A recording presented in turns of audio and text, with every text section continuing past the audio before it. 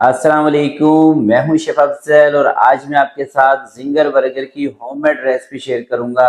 और दोस्तों, ये जिंगर आपके इतने ज़बरदस्त बनेंगे कि आप रेस्टोरेंट को भी भूल जाएंगे। बिना मशीन के छोटी सी कढ़ाई के अंदर आप किस तरह से घर में जिंगर बर्गर बना सकते हैं, आज की वीडियो में आपको बताऊंगा। और ये जो जिंगर के ऊपर क्रम्स बनते हैं, ये किस तरह से बनाए जाते हैं, इसकी क्या सीक्रेट है, वो भी आज आपको बताऊंगा। और ये जो क्रम सख्त क्यों हो जाते हैं, इसका क्या रीज़न है, ये भी आज की वीडियो में आपको बताऊंगा। तो बहुत ही ज़बरदस्त किस्म का जिंगर बर्गर आज आपको बनाना सिखाऊंगा। और आपसे दोस्तों रिक्वेस्ट मेरी यही होगी कि इस रेसिपी को आपने एज इट इज़ फॉलो करना है। जिस तरह से मैं आपको बताऊंगा, जो जो स्टेप आपको बताऊंगा, आपने तमाम उन चीज़ों को फॉलो करना है। तो आपका जो ये जिंगर है इतना ज़बरदस्त बनेगा कि आप खुश हो जाएंगे और आपको खुद को यकीन नहीं आएगा कि आपने घर में बनाए हैं या रेस्टोरेंट से लेके आए हैं। तो रेसिपी बहुत ही ज़बरदस्त है जो आज आपके साथ शेयर करने लगा हूं। तो चलते हैं इस मज़ेदार रेसिपी की तरफ और इसको बनाना स्टार्ट। बिस्मिल्लाहिर्रहमानिर्रहीम। तो 400 ग्राम के करीब दोस्तों मैंने थाई का चिकन लिया है। तो जिंगर के अंदर थाई का चिकन ही ज़्यादा बेहतर रहता है। और इस तरह से अगर ये जो पीसीस मोटे हो ना दोस्तों, तो फिर आपने इनको पीट कर थोड़ा सा पतला कर लेना है, ठीक है। सबसे पहले चिकन को धोना है सिरके से और नमक से। 2 चम्मच मैंने सिरका शामिल किया है, ज़रा सा इसके अंदर नमक शामिल करेंगे और पानी इसमें ऐड करके कोई 5 से 10 मिनट के लिए रख देंगे। थोड़ा सा मसल भी दें इस तरह से और उसके बाद इसको अच्छी तरह से धो लें। तो इससे चिकन की स्मेल भी ख़त्म हो जाएगी और जो भी ब्लड वगैरह लगा होगा वो भी इसमें से रिमूव हो जाएगा। तो ये बेस्ट तरीका है चिकन को वॉश करने का। तो चिकन को धोने के बाद दोस्तों सबसे पहले इसके अंदर मैं शामिल कर रहा हूँ नमक आधा चम्मच, रेड चिली पाउडर 1 छोटा चम्मच और गार्लिक पाउडर यानी कि लहसुन पाउडर ये भी आधा छोटा चम्मच, ब्लैक पेपर आधा छोटा चम्मच, वाइट पेपर आधा छोटा चम्मच, ज़ीरा कूटा हुआ भुना हुआ आधा छोटा चम्मच और ये है दोस्तों बेकिंग पाउडर। अच्छा, इसके अंदर बेकिंग पाउडर का इस्तेमाल आपने लाजमी करना है क्योंकि दोस्तों बेकिंग पाउडर से इसमें ऐड करने से एक तो इसके क्रम्स बनते हैं और दूसरा ये है कि जो क्रम्स है ना वो कड़क नहीं होते। तो बेकिंग पाउडर आपने लाजमी इसमें लेना है, बेकिंग सोडा नहीं लेना, बेकिंग पाउडर लेना है, ठीक है। बाकी जो मसाले इसके अंदर ऐड किए वो स्क्रीन पर आपको दिखा भी दिए थे, उनका नाम भी मेंशन कर दिया था। तो इसको अच्छी तरह से मिक्सिंग कर लेंगे एक दफ़ा और मिक्सिंग करने के बाद इसको थोड़ी सी देर स्टे पे रखें। आप 1 घंटा आपके पास टाइम हो, आप 1 घंटा रख लें या उससे कम आपको रखना हो उससे कम भी आप रख सकते हैं। तो मैं इसको रख रहा हूँ 1 घंटे के लिए। अब दोस्तों इसकी एक सॉस बनाते हैं जिसके लिए मैं ले रहा हूँ आधा कप दही और इस दही के अंदर कोई 4 से 5 चम्मच मायोनीज़ के शामिल करेंगे। आप किसी भी ब्रांड की किसी भी कंपनी की ले सकते हैं, ठीक है। और इसके अंदर शामिल करेंगे लहसुन का पाउडर आधा छोटा चम्मच, ज़ीरा पाउडर आधा छोटा चम्मच, ये मैंने भुना हुआ ज़ीरा लिया है, कूटा हुआ भुना हुआ। ग्रीन चिली का पेस्ट 1 छोटा चम्मच इसके अंदर मैं शामिल कर रहा हूँ और दोस्तों अच्छी तरह से इसको मिक्स कर लेंगे और ये बेहतरीन किस्म की सॉस तैयार हो गई है। और इसके अंदर आप थोड़ा सा कोई भी वाइट सोडा ऐड करना चाहें तो कर सकते हैं, 2 से 3 टेबल स्पून। इससे इसका जो फ्लेवर है वो थोड़ा सा कम हो जाएगा।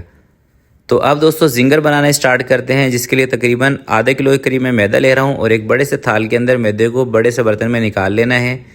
और सबसे पहले इसको अच्छी तरह से मिक्स कर लें ताकि जो भी मसाला नीचे बैठ गया हो वो दोबारा से चिकन के ऊपर आ जाए।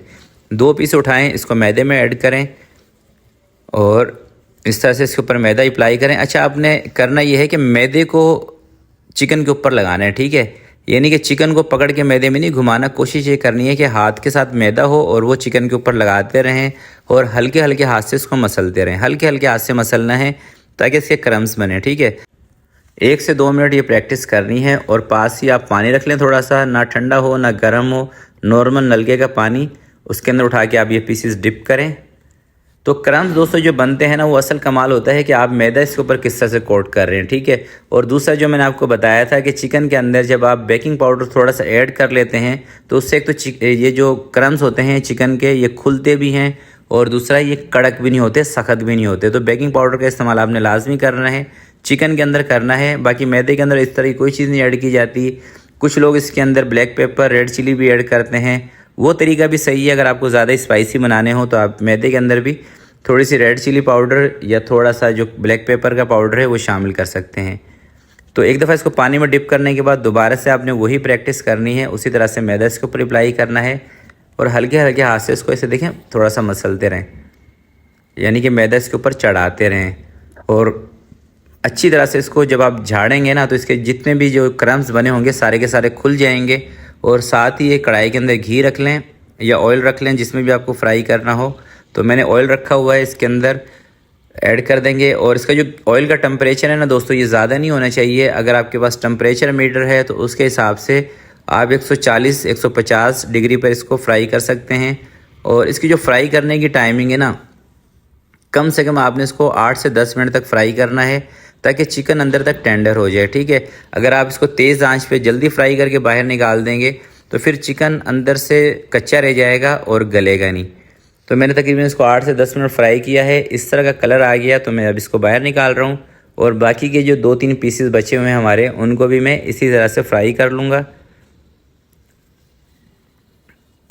तो इनको भी देखें, मैंने क्रम्स बना लिए थे साथ के साथ दूसरे पीसेस के भी, ये भी उठा के इसमें डाल देते हैं। तो ये बेहतरीन तरीका है दोस्तों जिंगर को फ्राई करने का। एक कढ़ाई रख लें आप पास, और साथ के साथ इसके ऊपर मैदा अप्लाई करते रहें और साथ के साथ इनको फ्राई करते रहें।